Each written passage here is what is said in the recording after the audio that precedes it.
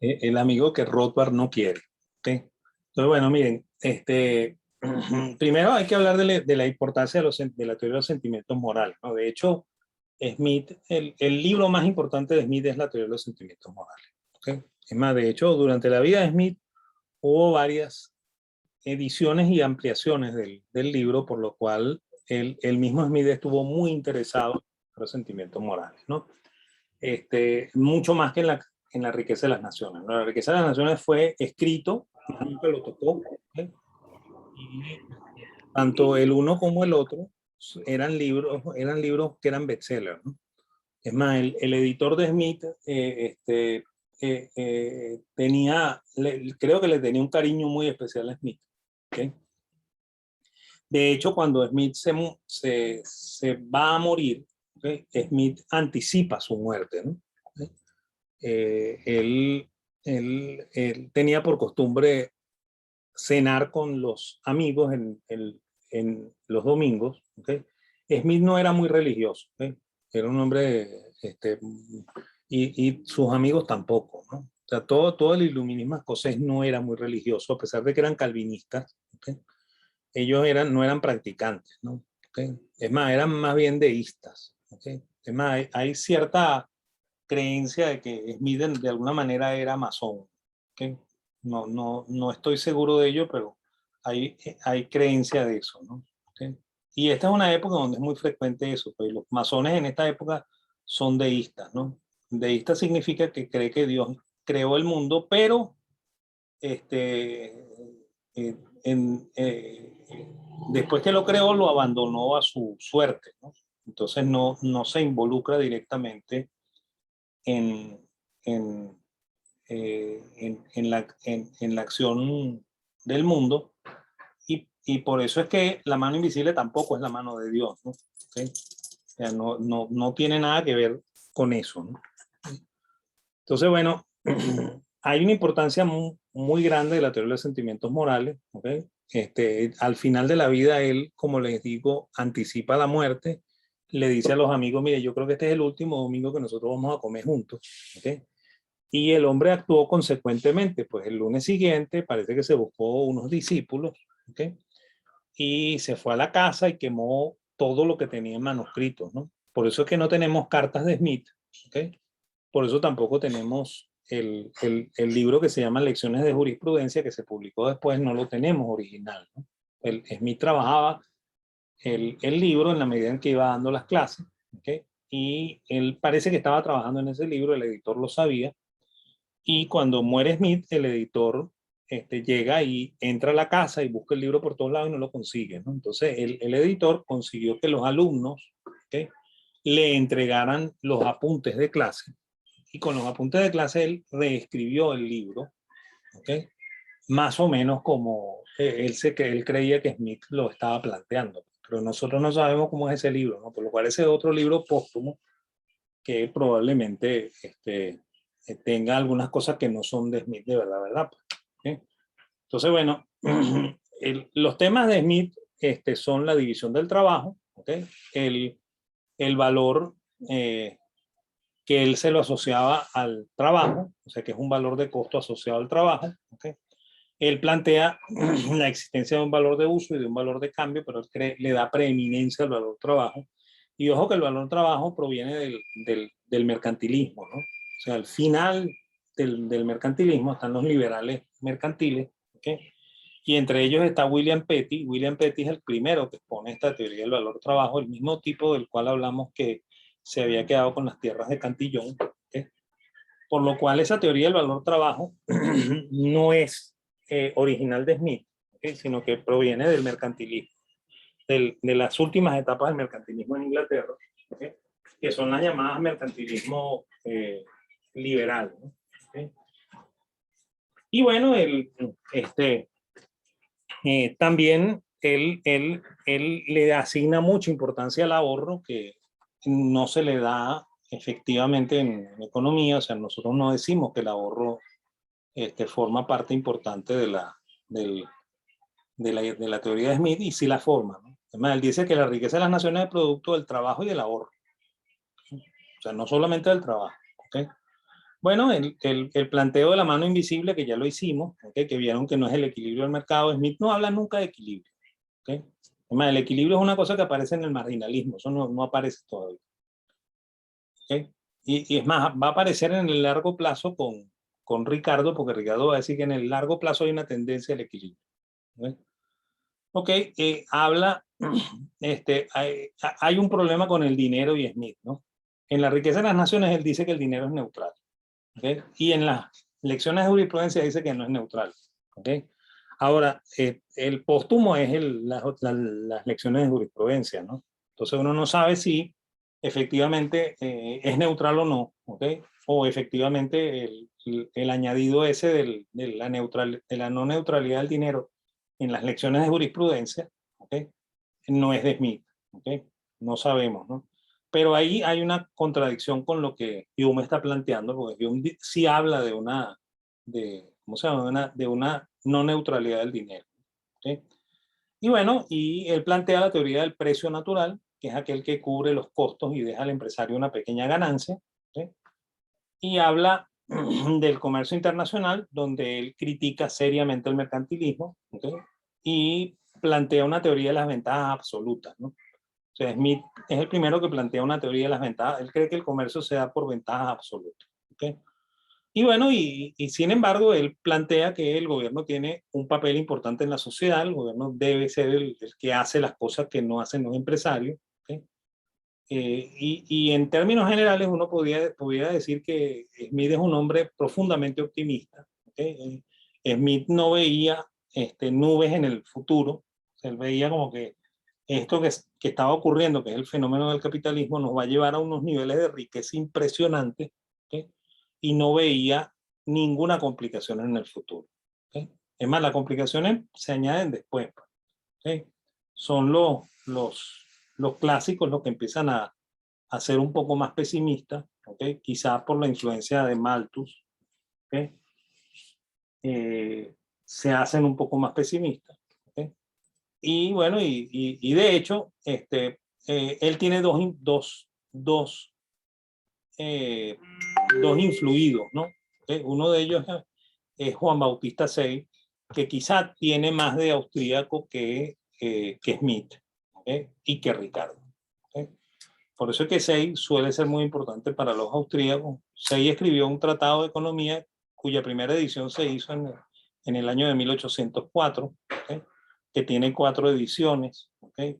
La segunda edición es de 1815. Hay mucha distancia entre la primera y la segunda, y la razón del por qué hay mucha distancia es porque él hace el primer tratado y después hay que pedirle permiso al emperador. El emperador es Napoleón, y él dice algunas cosas que no son políticamente correctas en el tratado, y el comité de censura del emperador le exige que haga algunos cambios y él se niega a hacerlo. Por esa razón es que él no publica aquello sino hasta que tumban a Napoleón posterior a la guerra de Waterloo, la batalla de Waterloo. Entonces, bueno, él en, en la primera edición tiene un relato muy interesante sobre la revolución industrial, ¿okay? En realidad es un relato sobre la campiña francesa. Él dice que él había ido a una población en el interior de Francia que era profundamente pobre, ¿okay? Donde la gente estaba muy angustiada, ¿okay? Él dice que las mujeres en ese sitio se veían feas, porque no se arreglaban, ¿okay? Andaban muy mal vestidas y despeinadas, entonces se veían feas, ¿okay? Entonces él dice que después, 10 años después, vuelve al mismo pueblo y él está sorprendido de que hay gente en la plaza hablando de política, ¿okay? Que todos se ven muy bien vestidos, incluso se ven, no se ven famélicos, ¿okay? Sino que se ve que comen, ¿okay? Y las mujeres le parecen muy atractivas, ¿no? 10 años después, ¿no? Entonces él comenta que le preguntó al señor de la pensión donde él está pasando los días. Y el señor le comenta que lo que ha ocurrido aquí es un cambio, ¿no? Antes los mismos campesinos tenían que ir a los mercados a vender sus productos y aquí la gente andaba angustiadísima.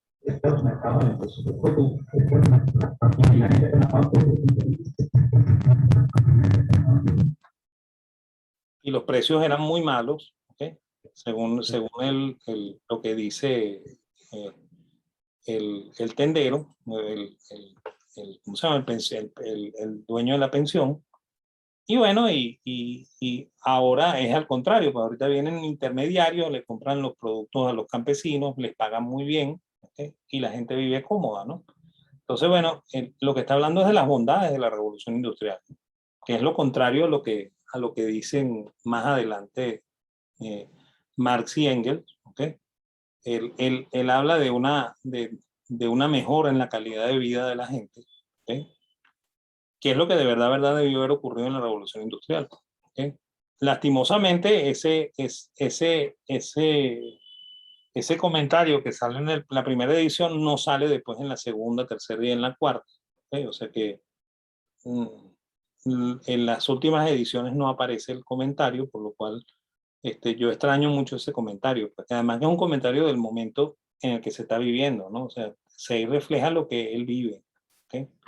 Es muy distinto a lo que hace Marx, ¿no? Marx mira hacia atrás y dice, aquello es una porquería, ¿okay? Porque Marx tampoco vivió la revolución industrial. Él está viviendo una transición que va entre la primera y la segunda, ¿okay? Entonces, bueno,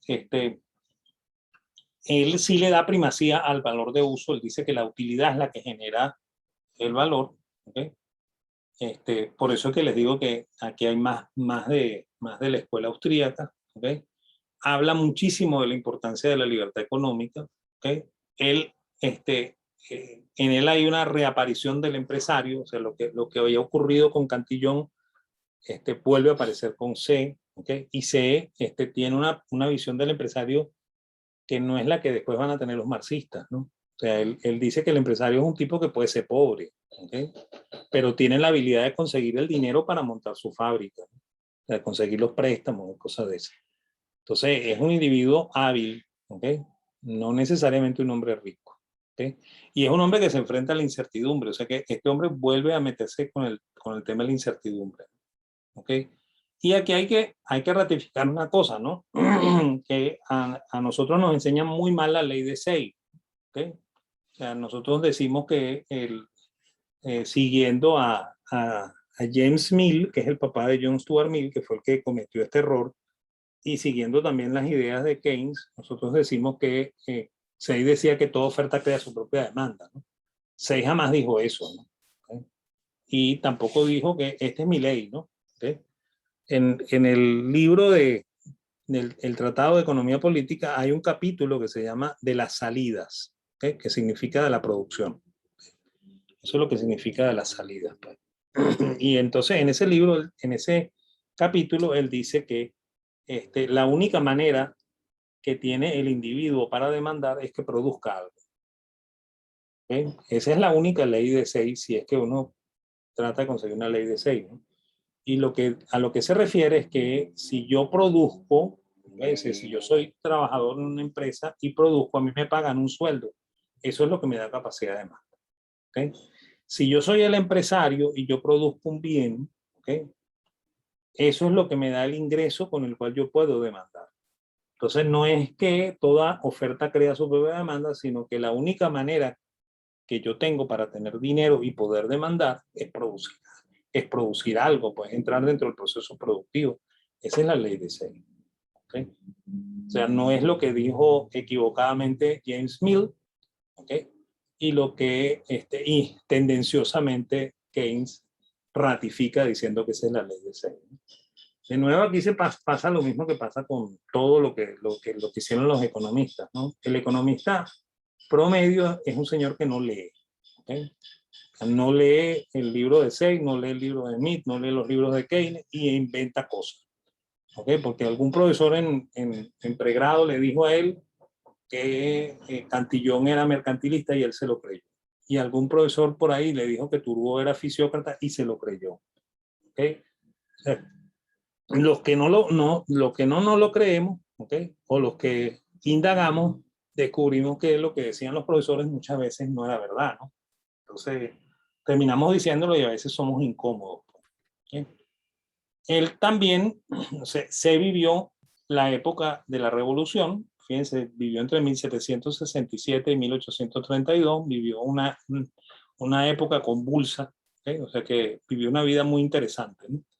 Entonces, él conoció la moneda fiduciaria, conoció el billete y los efectos inflacionarios del billete, por lo cual dedica muchos capítulos del libro a hablar de cómo se acuña una buena moneda, porque él estaba interesadísimo en que Francia volviera a las monedas acuñadas, ¿sí? Porque entendía que esa era la única manera de acabar con ese fenómeno monstruoso de la inflación, ¿okay?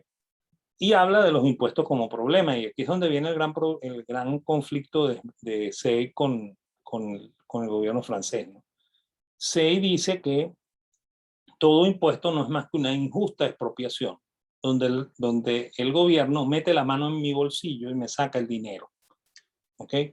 Y ni siquiera es capaz de preguntarme dónde me gustaría a mí que él lo gastara. Él lo gasta donde él le da la gana.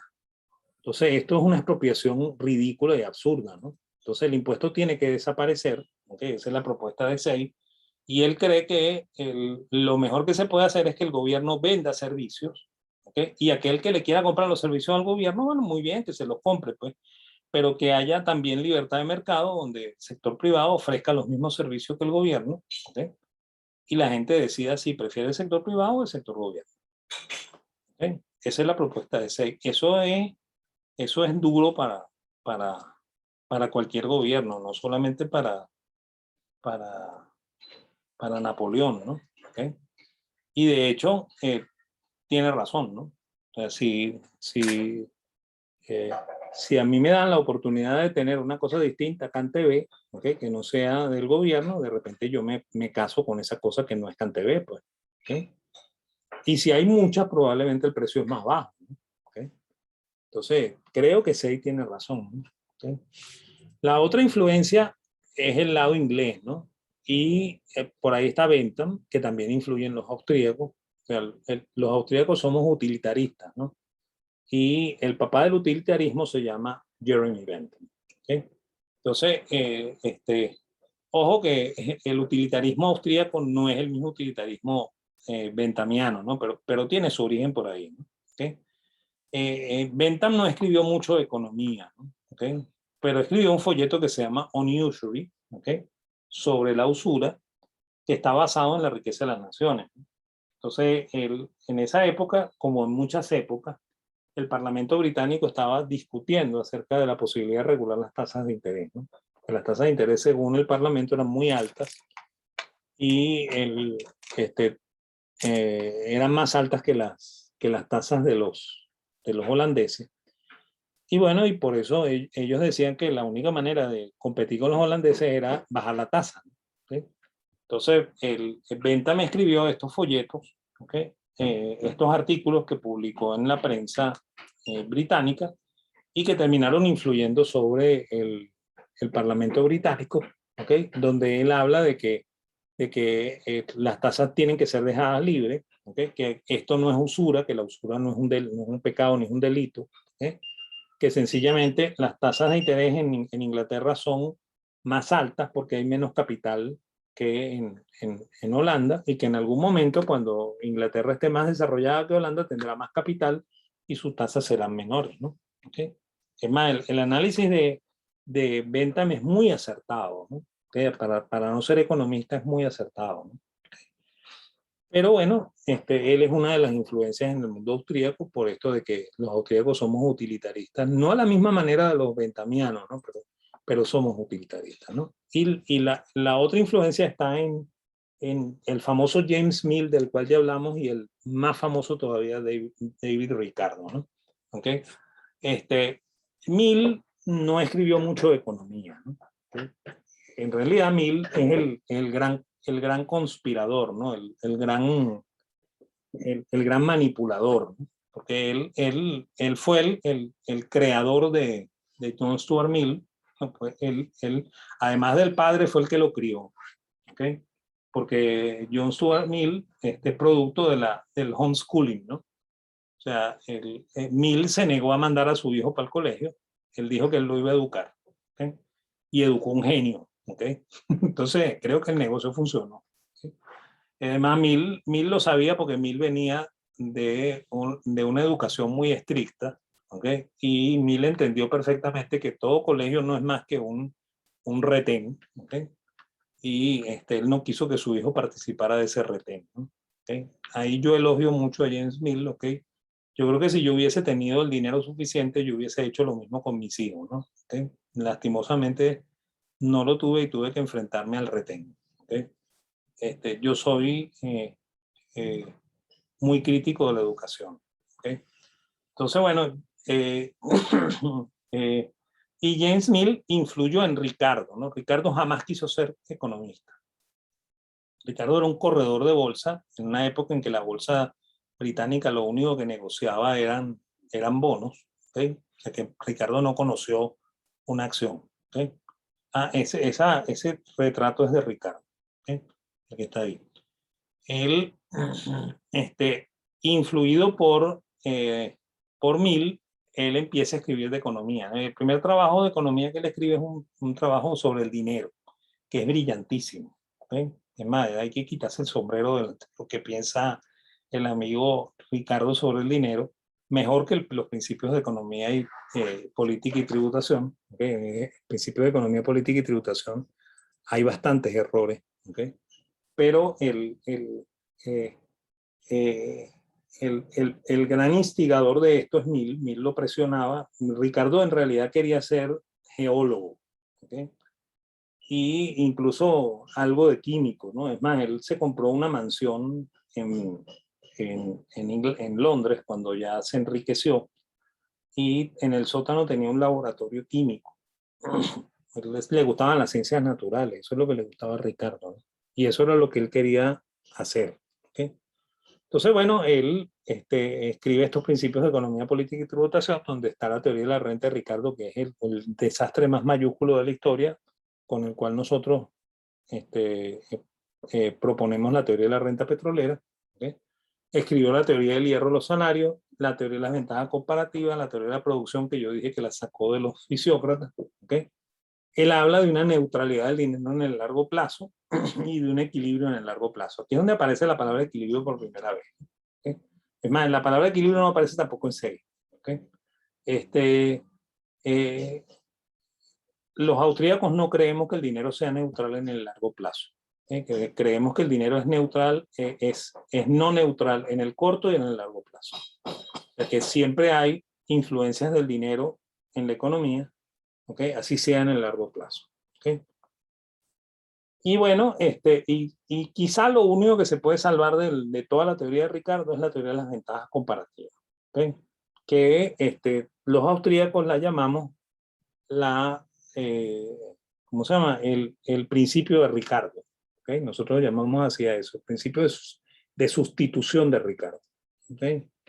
Y eso se podría explicar, bueno, podríamos explicar la renta de esta manera, ¿no? Aquí está la renta también. Según Ricardo, hay tres factores: la tierra, el trabajo y el capital. Hay una cosa que no dije en Say, ¿no? Para Say los factores son tierra, industria y capital. Él no llama al trabajo eh, factor, ¿no? Llama un factor industria, ¿no? Por lo cual él hablaba de una multiplicidad de trabajo, ¿no? Que Ricardo no reconoce. Ricardo cree en una homogeneidad del factor trabajo. ¿Okay? Y bueno, menos mal que por ahí me metí, pues me acordé de eso que no lo dije. Y bueno, y que existen tres dueños naturales de los factores, que son el rentista, que es el dueño de la tierra, el trabajador, que es el dueño del trabajo, y el capitalista, que es el dueño del capital, ¿no? Entonces, eso obviamente lo saca de los fisiócratas, ¿okay? Y va a influir en Marx y en todo el análisis marxista. ¿Okay?